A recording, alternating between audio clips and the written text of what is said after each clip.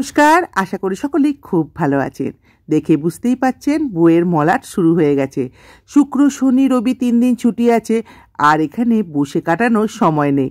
কোথাও যখন বেরোইনি তখন ভাবলাম মলাটগুলোই দিয়ে দিই, কারণ এরপর আমার 12-এর খাতা চলে এলে আর মলাট দেওয়ার সময় পাবো না। সেই জন্য মলাটগুলো দিয়ে দিলাম, কারণ ওদের 2 তারিখ থেকে ক্লাসও শুরু হয়ে যাবে। বৃহস্পতি আর শুক্র 2 দিন নিরামিষ খাওয়া হয়েছে, তাই শনিবার দিন সকাল সকাল টিফিনেই একদম ডিমের ভাজা দিয়ে পান্তা ভাত, আর সঙ্গে আছে এই যে কলমি শাকের ভাজা। বরের আবদারে তাকে 2টো ইলিশ মাছও ভেজে দেওয়া হলো, আর আমরা খেয়ে নিলাম ওই ডিম ভাজা দিয়ে পান্তা ভাত। কী যে ভালো লাগছিল বলে বোঝাতে পারবো না। তার সঙ্গে ছিল এই গাছের ঝাল ঝাল লঙ্কা। খাওয়াটা ভালোই হলো। দুপুরে করেছিলাম এই যে দই মাছ আর গাছের পুঁই মেচড়ি আর শুটকি মাছ দিয়ে তরকারি। শীতটা চলে যাচ্ছে, আর এরপর শুটকি মাছগুলো রয়ে গেলে নষ্ট হয়ে যাবে, তাই করে ফেললাম। এরপর আমি আবার বসে পড়েছি বই গোছাতে, মানে ছেলের যে পুরনো বইগুলো অন্য জায়গায় তুলে রাখলাম তাকগুলো পরিষ্কার করে ওর ঘরটা একটু গুছিয়ে দিচ্ছিলাম আমি আর নাজুদি মিলে।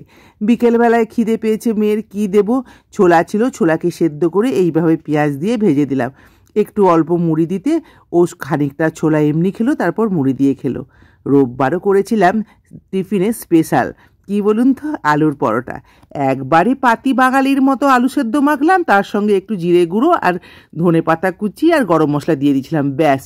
দিয়ে পরোটাটা ভেজে দিলাম। ছেলে মেয়ে বর সবাই খুব খুশি, নতুন একটা খাবারও হয়ে গেল। সঙ্গে দিয়ে দিয়েছিলাম একটু সস।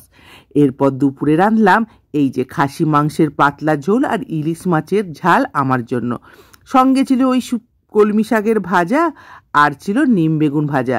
বেগুনটা ভেজে রেখেছিলাম, নিমটা না একসঙ্গে ভেজে নিয়ে কৌটোতে পুড়ে রেখেছি, নাহলে নিম পাতাগুলো শুকিয়ে যায়, তখন আর ভাজা হয় না।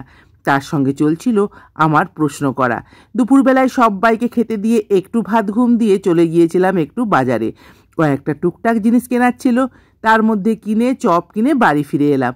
এখন আর মাসে একসঙ্গে বাজার করছি না, প্রতি সপ্তাহের বাজারটা এইভাবে করে নিচ্ছি, দিয়ে গুছিয়ে রাখছি। আর বলবেন না, আজ ছেলে মেয়ে সঙ্গে গিয়েছিল ফুচকা খাওয়ার জন্য, কিন্তু যেখান থেকে ফুচকা খায় সেখানের ফুচকা দোকান আজ বসেনি, আর মোমো দোকানও বসেনি। সেই জন্য অগত্যা মন খারাপ করে চপ কিনেই বাড়ি ফিরেছে। বলল মা একটু ম্যাগি করে দাও, তাই ওদের জন্য ম্যাগি করছি। আর পেছনে দুষ্টু ছেলেটা কি করছে দেখুন, ইয়ো না কি একটা কিনেছে, সেই নিয়েই সে ব্যস্ত। আমি ম্যাগির জল বসিয়ে জিনিসপত্রগুলো গুছিয়ে রাখছি, নাহলে প্রতিমা দিয়ে আবার এদিক ওদিক তুলে রেখে দেবে, সে ব্যাগের মধ্যেই জিনিস পড়ে থাকবে। তাই আমি গুছিয়ে উপরে তুলে রাখবো, যেগুলো দরকার কৌটোতে ঢেলে নেব। এর মধ্যে আমি চানাচুরটা আর বাদাম ভাজাটা ঢেলে রাখলাম। চানাচুরটা 3-4 রকম চানাচুর নিয়ে আসি, একদম একসঙ্গে মিশিয়ে রেখে দিলাম, আর বাদামটাও। এখন ছেলে মেয়ের ছুটি চলছে, যখন তখন যা খাবে খেয়ে নেবে, তাই রেডি করে রাখছি। তার সঙ্গে আঙ্গুর আপেলও এনে দিয়েছি, যখন যেটা ইচ্ছে যাতে খেতে পারে। এই দেখুন, এরকম কম্বিনেশন খেয়েছেন ম্যাগির সাথে চপ? আজকে অনেকদিন পর না মুড়ি মাখা খেতে খুব ইচ্ছে করলো, একা একা খেতে ইচ্ছে করে না, তাই মেখে নিলাম, সঙ্গে একটু চা।